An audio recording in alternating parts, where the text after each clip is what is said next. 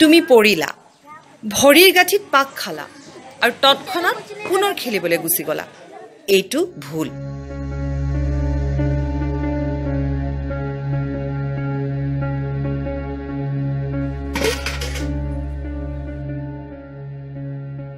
তুমি মুচুকা খালা আৰু হকাহ পাবৰ কাৰণে গৰম হেক দিলা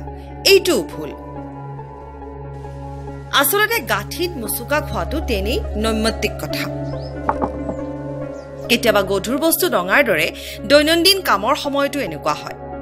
কিন্তু মুচুকা খোৱাক অৱহেলা কৰা বা অশুদ্ধকৈ চিকিৎসা কৰাৰ ফলত ইয়ে তোমাক সমস্যাত পেলাব পাৰে সেয়ে এই ভিডিঅ'টোত আমি মুচুকাৰ খোৱাৰ ক্ষেত্ৰত দিব লগা প্ৰাথমিক চিকিৎসাৰ কথা শিকিম first aid for a spray খটখটি পগাওঁতে ভৰিৰ গাঠি পাক খাই যায়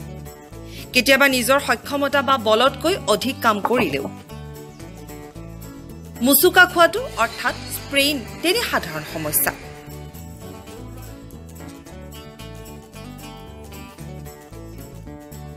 আজি আমি ভৰিৰ গাঠিৰ উদাহৰণ সহ মুচুকা খোৱাত কেনেকৈ প্ৰাথমিক চিকিৎসা প্ৰদান কৰিব লাগে তাক শিকাম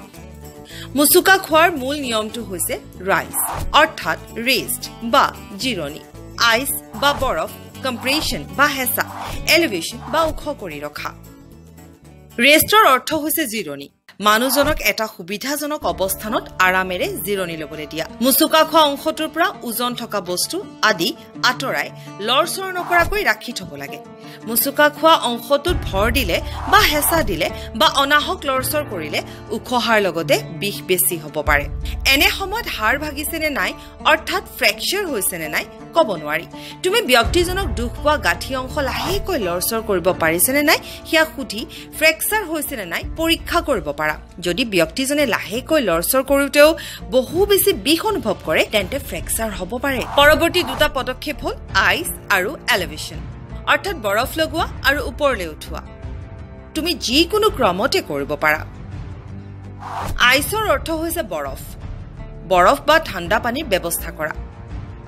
সদায় মনত ৰাখিবা যে বৰফ কেতিয়াও প্ৰত্যক্ষভাৱে মুচুকা খোৱা অংশত লগাই নিদিবা ইয়াক কাপোৰত মেৰিয়াই লৈ কমেও 15 মিনিটৰ বাবে হেক দিবা মুচুকা খোৱা অংশ ঠাণ্ডা হলে উখহাৰ লগতে বিষৰ পৰা সকাহ লাভ কৰে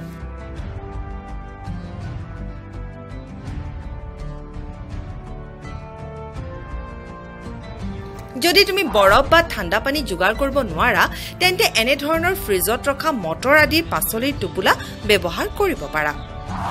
এনেদৰে প্ৰত্যক্ষভাৱে নলগাই কাপোৰত মেৰিয়াই ঠাণ্ডা হেক দিব পাৰা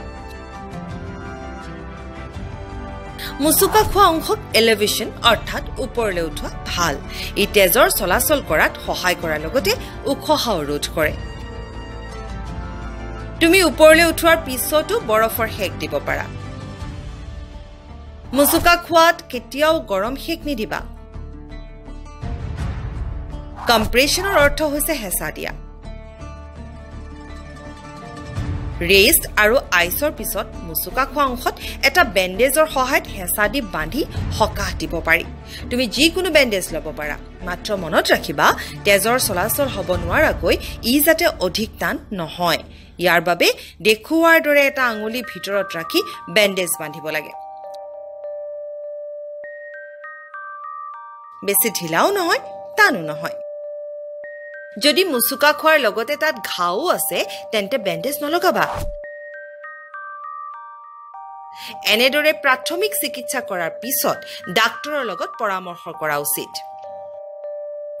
ডাক্তৰৰ ওচৰলৈ যোৱাৰ সময়ত মুচুকা খোৱা অংশত ভৰ দিব নালাগে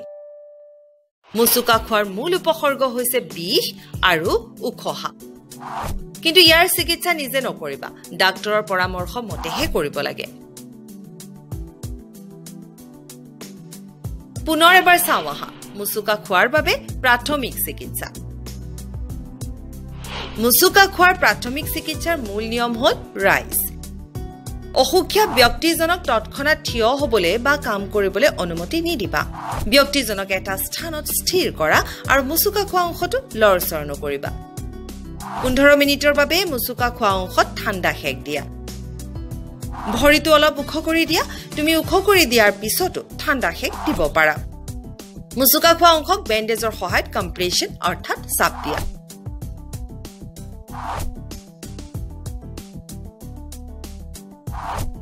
ইয়াৰ পিছত কাৰোবাৰ সহায়ত ডাক্তৰৰ ওচৰলৈ লৈ যোৱা তোমালোকৰ বাবে দুটা কাম প্ৰথম কাম হৈছে ফ্ৰেকচাৰ আৰু স্প্ৰেইনৰ মাজৰ প্ৰভেদ কি আছে হেয়া উলিওৱা তোমাৰ বন্ধুৱে মুচুকা খালে তুমি কি কৰিবা